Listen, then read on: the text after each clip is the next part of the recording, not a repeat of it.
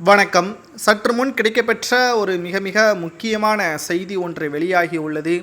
அனைத்து இந்திய அண்ணா திராவிட முன்னேற்றக் கழகத்தின் 30 எம்எல்ஏக்கள் ஓபிஎஸ்ஸிற்கு ஆதரவுகளை தெரிவித்து உள்ளார்கள்.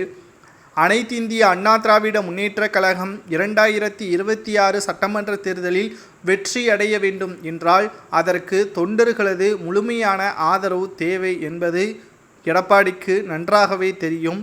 ஆனால் கட்சியிலிருந்து நீக்கப்பட்டவர்கள் மீண்டும் இணைந்தால்தான் இந்த ஆதரவு கிடைக்கும் என்பதும் அவருக்கு நன்றாகவே தெரியும். ஆனால் இவர்கள் இணைந்தால் தற்பொழுது இருக்கக்கூடிய அதிகாரங்கள் அனைத்தும் பறிபோகிவிடக்கூடிய நிலைமைக்கு தள்ளப்படுவோம் என்பதை உணர்ந்துதான் எடப்பாடி இவர்களை கட்சியில் மீண்டும் இணைக்க முடியாது என்று தெரிவித்து வருகிறார். அது மட்டுமல்ல, அனைத்திந்திய அண்ணா திராவிட முன்னேற்ற கழகத்தை வெற்றி கொடியேற்றக்கூடிய வகையில் செயல்பட வேண்டும் என்றால் அதிமுகவின் ஆட்சியின் பொழுது கொண்டு வந்த நலத்திட்ட உதவிகளை மக்களிடம் தெரியப்படுத்த வேண்டும். திமுக செய்த அனைத்து நலத்திட்ட உதவிகள் என்ன என்பதை பட்டியலிட்டு 400 வாக்குறுதிகளை சொன்ன ஸ்டாலின் அவர்கள் தற்பொழுது கிட்டத்தட்ட 24 வாக்குறுதிகளை கூட நிறைவேற்றவில்லை என்ற புகார்களையும் எடப்பாடி வெளிப்படையாக மக்களிடம் தெரிவிக்க வேண்டும். ஆனால் திமுகவை எதிர்க்காமல் அமைதியாக இருப்பதற்கான காரணம் என்ன? கடந்த 10 தேர்தல்களில் அதிமுக தோல்வியடைந்ததற்கும் தொண்டர்கள் மட்டுமல்ல, மக்களும் எடப்பாடியின் மீது கடுமையான கோபத்தில்தான் இருக்கிறார்கள்.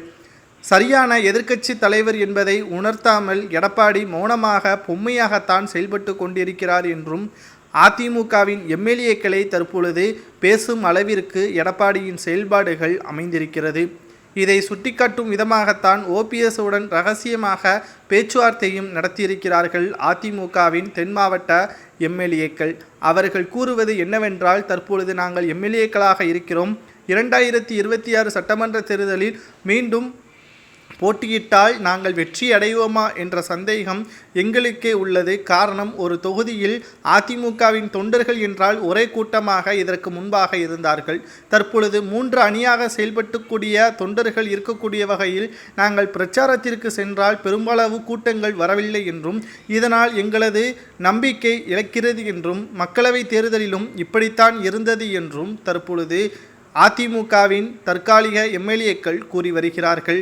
இதை எப்படியாவது மாற்றிவிட வேண்டும், அதிமுக ஒன்றிணைய வேண்டும் என்பதற்கேற்ப தற்பொழுது அனைத்து இந்திய அண்ணா திராவிட முன்னேற்ற கழகத்தை ஒன்றிணைக்கும் நோக்கத்துடன் முதற்கட்டமாக ஓபிஎஸ்ஸிற்கு ஆதரவுகளை சில எம்எல்ஏக்கள் தெரிவித்துள்ளார்கள்.